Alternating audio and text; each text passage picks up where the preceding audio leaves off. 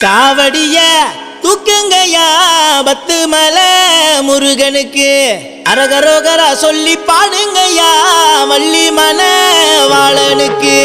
காவடிய தூக்குங்கயா பத்து மலை முருகனுக்கு அரகரோகரா சொல்லி பாடுங்கயா வள்ளி மன வாழனுக்கு சேவக்கொடியோ ஆடும் மயிலும் பத்து மலையினிலே ஆண்டி பழனி ஆசை திருமி கந்தன் மடியினிலே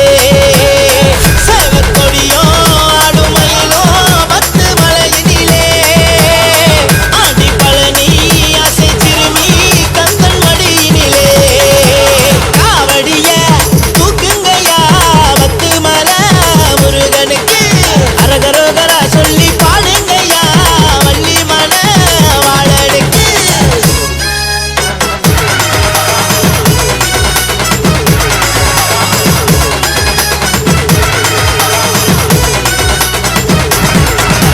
ராமாயணத்தில் சிறுவன் பார்வையற்ற பெற்றோரை காவடியில் அமர்த்தி பயணம் சென்றார். புறநானூற்றில் திரு நச்சினார்கினியார் காவடியை காவென்று சொல்லி உரைத்தார். ஒரு பக்கம் உழவையும் மறுபக்கம் களங்களையும் புகழ்பாடும் பாணன் அவர் பொருள் குறித்தார். இத்தை கற்ற நாதனுக்கு வீரம் கொண்ட வேலனுக்கு முக்கோடி தேவர்களும் அருள் அளித்தார். தை மாசம் வேல் பெற்ற திருமுருகா சக்தி சிவகாமி தாயின்ற தமிழ் முருகா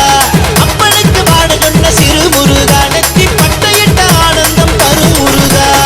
சேவக்கொடியோ ஆடுமயிலோ வந்து மலையினிலே ஆண்டி பழனி ஆசை சிறுமி கந்தன் மடியினிலே சேவக்கொடியோ ஆடுமயிலோ வந்து மலையினிலே ஆண்டி பழனி ஆசை சிறுமி கந்தன் மடியினிலே காவடிய தூக்குங்கயா பத்து மலை முருகனுக்கு அரகரோகரா சொல்லி பாடுங்கயா வள்ளி மன வாழனுக்கு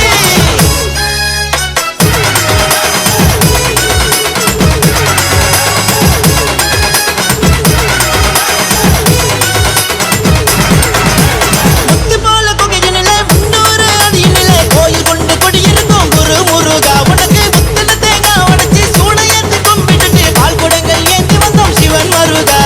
கண்டவுடன் மைசிலுக்கும் கந்தனோட காந்த சக்தி காட்சி காண பவனி வந்தோம் வேல் முருகா உன் திருவடியில கொழுதனுக்கும் சரவண பவ ஒளி விளக்கா ஆறுபடை நாயகனே திருக்குமரா